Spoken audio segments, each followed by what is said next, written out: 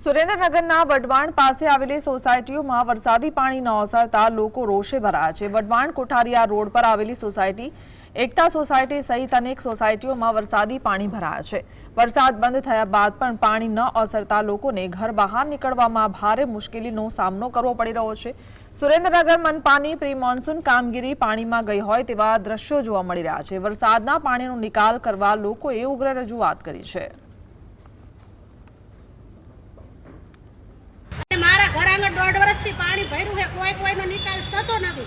મારા દિયા બીમાર પડ્યા તો ખાટલામાં નાખીને લઈ જવા પડ્યા। કોઈ સાધનવાળા નથી આવતા કે નથી હાલે એવું અહીંયા। હા વારંવાર રજૂઆત કરવી વિડિયો વાળાને પણ બોલાવ્યા પણ કોઈ કઈ નિકાલ આવતો નથી। એટલે અમે નગરપાલિકાએ આવ્યા છીએ એનો કઈક નિકાલ આપો। વારંવાર રજૂઆત કરી અને નિશાળે બાળકો બિચારા દફતર લઈને જાય અને આડાવડા પડી જાય છે અને છોકરાઓ નિશાળે જવાનું પણ ટાળે છે।